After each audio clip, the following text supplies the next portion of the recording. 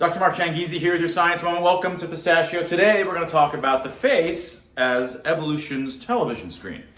So did you know, Pistachio, that our faces have about 42 or so muscles in our face?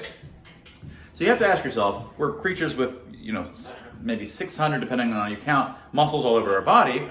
But most of those muscles do something. They move something. They're all involved with some kind of movement-related stuff. And here, most of these muscles, other than a few that are probably relatively, about eating or chewing, the rest of the stuff isn't doing anything in terms of getting us places or allowing us to open or turn or jump or all the other acrobatic stuff that we do.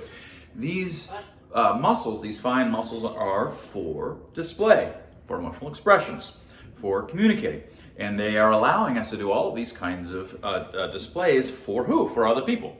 Our faces are displays, are sort of TV screens, the screens that mattered evolutionarily, that mattered for all of us. And so when we looked around the world, we had all of these screens designed to do all of these things for other people to see. In fact, as we've talked about in an earlier moment, we can even see aspects of our own face in our far visual field. So that allows us as the director to finely titrate the television show or the emotional expressive show that I want to show to you. So faces, they're not just places that we breathe from, that masks cover over. They're not just our identities. They're not just the prime place where we have all of our perceptual apparatus. They're not just one of our graspers. Most of the animals have their muzzles as their main grasper, including Pistachio here. They are a TV screen, so to speak, upon which all of the other people in our social community watch.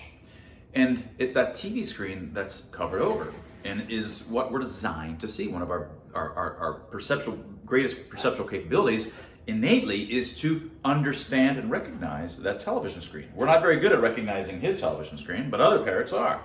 We're exquisitely developed to both send off these signals and to comprehend them. And when you put a mask on, you cover over evolution's television screen. Now, we've got our book I keep mentioning, Expressly Human by Dr. Tim Barber and I.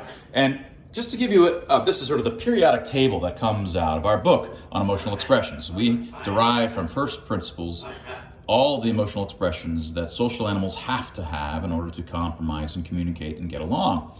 And it creates this new kind of this turns out to be 4 dimensions in ways that I'll maybe go into in another moment.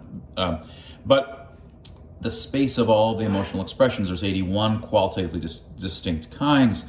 These are the signals that we're really communicating to one another, and they're on these TV screens that are expressing to one another at all times.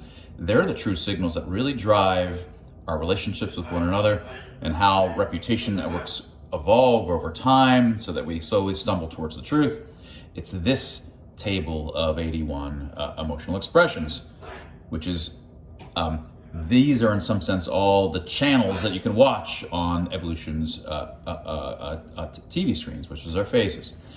So you cover these over, you cover over everything that matters. Faces are not just any old part of the body. 42 muscles, instincts that are specifically designed to see that face.